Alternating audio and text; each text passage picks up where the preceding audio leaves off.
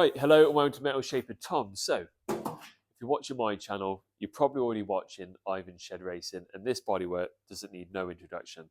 But for those of you that aren't in the loop, Ivan's got this amazing channel, very popular. They normally put out a video weekly. There's a trio of them. Susie and John make up the fabulous trio, and they work on some amazing cars. I've got a great car collection and even better stories to go with it. Now, I watched the channel, and they're not too far from me, so I contacted them and said, look, I think I can help you out here. And they reached a stage with this offy midget racer where they were just struggling with the bodywork. What they've done is extend the chassis, and the knock-on effect basically of that is the bodywork needs adjusting to suit the modifications. So what I'm going to do for them is weld in the extension on the bonnet. I'm going to also do it on the under tray, and with that I'll be showing you a few techniques of like welding, hammer and dolly, and a little bit on the English wheel. There's also the tail section to do. Now Ivan's already started this, but what I'm going to do is just finish dressing this up, weld up the holes, weld up the head pod there, and there's also some splits on the bottom corners that need addressing, but we've got to be really careful on how we approach that because all this is hand painted and we want to try and retain as much of that patina as possible, and we don't really want to be encroaching up near this hand painted 8, so we've got to be really careful on how we approach that. There's some historic repairs on the inside that we've got to be mindful of. This isn't a full-on restoration. We're just going to do a nice job of this and get it fit for purpose. Then once all of this is complete, we're then going to take it back over to them. We're going to fit it to the car. It's all going to get trimmed, and then it's going to go off to paint, and then one step closer to completing this project. So I can't wait to be a part of this. Hopefully you enjoy the video and stick around. Right, okay, so the first thing I'm going to do is tackle the tail section here, as this requires the most work. So if we can get this done, the rest of it should be pretty smooth sailing. The first thing I'm going to do is prep everything. I'm going to get this all stripped back and get all the cracks exposed down here, all these edges cleaned up. So when I come to weld, it's as clean as it could possibly be. What I would like to do is just replace this front plate. I know they fitted a plate here and it's at a 90-degree angle. What I'd like to do is just take that off and replicate basically this radius section going all the way around. I think that would just be a nicer finish to the tail section. Weld up all the holes and splits as I go along and get that done.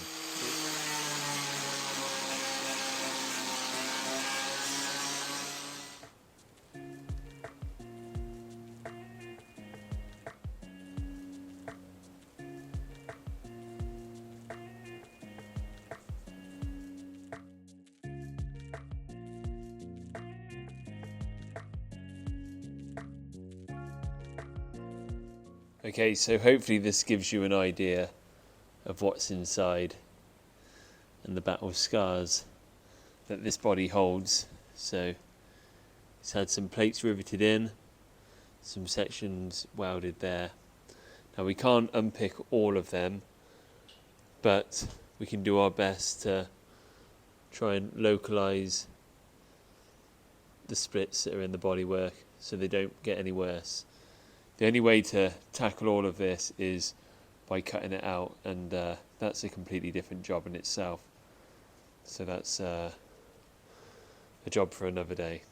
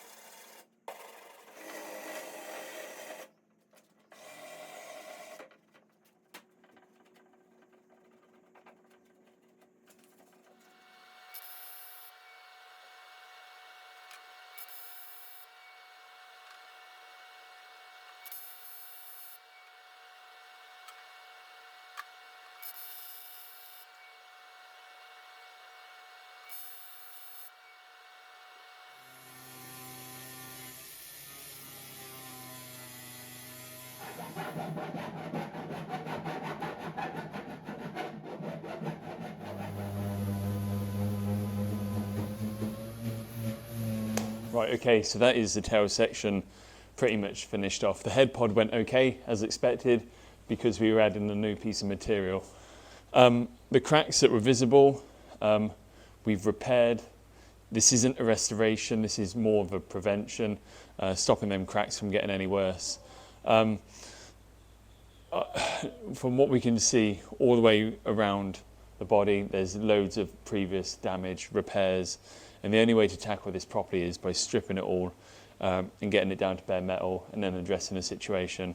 But how I've gone about this is basically just cleaning it up, burning the material that gets all the impurities out, add a bit of filler wire, clean it off, keep repeating the process until we get to clean metal, and hopefully those welds will hold up. But because they're in weak areas, they might come back again, so I wouldn't be surprised if they do. But for the moment, hopefully it gets Ivan out for another season. Right, okay, so moving on to the bonnet section. What we've got to do here is add an extension. I've been provided with a piece there, so I think it's quite oversized, but I haven't got the car here. So I shall weld the full section on, and then John or Ivan will trim it down to suit once it's back there. Now, looking closely at this bonnet section, it's really nice actually. It has a lot of character to it. The louvers slightly go off to one side, you know, this swage through here is not even, but I think it's really nice to see those type of imperfections, because when these panels were made in period, it had to serve a purpose, and that purpose was to race, so it didn't matter. That did not affect how the car ran. But I think we live in a world now when we're restoring cars or making specials. I'm a victim of this myself, where you have to, or in your head you think you've got to get it perfect and right. But I think that's social media has to blame as well for some of that. But for this, what we're going to do is repair the holes here, add the extension on, and yeah, get it looking nice. And then that is the last piece in the puzzle. And then once Ivan's back from New Zealand, we'll take it over to him. Right, okay, so what I've done is run the file and create a nice straight edge for this panel to meet up. That if we can get a really nice butt joint, that just makes the whole process of welding a lot easier. If we've got to then start filling gaps, tacking process becomes a lot harder. Then you've got to add more rod, and then just creates a knock-on effect. You know, it's harder to dress up, etc. As you can see there, I've got loads of excess. I'm not going to chop it off because I'm not too sure what we're offering it up to. So I'm going to mark it for them. So if they do want to follow that line, it's completely up to them. One thing we have got to be mindful of is that this panel is tapering in the same direction as the bonnet. So by just offering up a rule, we can then gauge. It's a good reference of that. It's really hard in some places because at least 6 layers of paint from what I can see on here and a load of filler. So some of it we're going to have to do by eye, others we're going to have to trust the rule. The next process for me, now I've got these great little clips holding the panel in place, is to run a series of tacks through, go over the top with a hammer and dolly, getting that panel completely flat. Once I'm happy with that, then I'm going to fire up the welder, run a weld through it, and then I'll then explain the next process after that.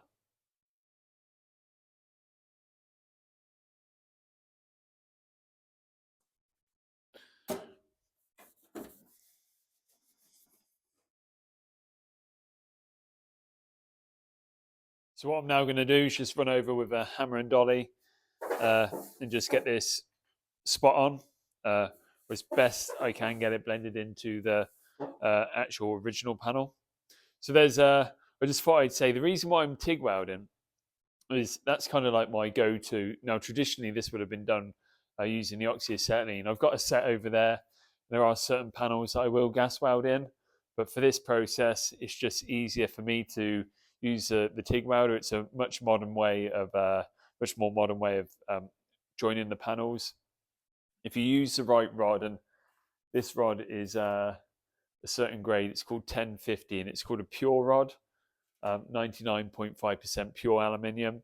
And what that allows me to do is put a weld onto the panel. It's soft enough but strong enough that I can dress it up. When I hammer it and when it's under certain loads and stuff like that, it's not going to crack, unlike a more commonly used fabrication rod. And this is where people get like the misconception of welds cracking when you use a TIG welder. It's completely false. If you use the right rod and the right setup and get a good bit of penetration through the panel, then you won't get any issues at all. So I'll show you the weld once it's all done, but first of all, I'll get it hammer and dollied up.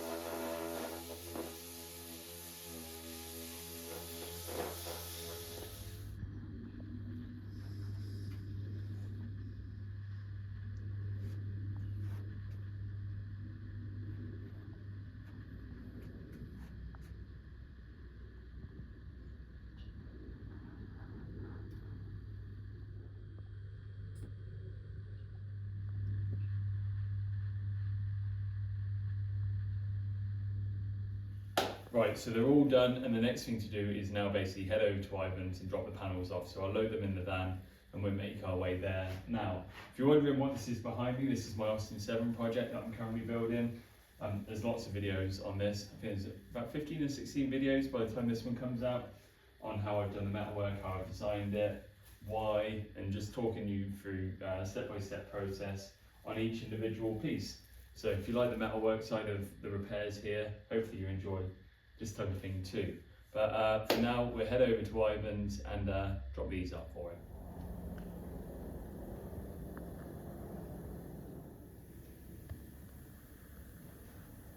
I'll just say, right. Right, okay, so I'm over at Ivan's, handed over the panels. think he's pretty happy with it. And Over to you, Ivan. look at that, eh? Perfect. Perfect. You make us look like a load of amateurs. That really looks good. Lovely down there. Yeah. That's going to be beautiful, that. Yeah, it's going to look nice on the car. Yeah, and then I'll see now you see you've managed to be very careful and not, Yeah. you know, because what we're doing, mask it up around there, and then I'll try to flat all that off, you know, get the loose panels and flat that back. That'll get flattened back to there somewhere. Yeah. That'll get probably taken off completely. But I was panicking that I didn't want to damage that 8, because I know you said you wanted to keep that. Well, So nothing in the world that. So yeah, there's a lot of heat going in around there. Yeah, that's it. No, that's it, you know, we don't want perfection. We want this to look like a lovely old raced car. Yeah.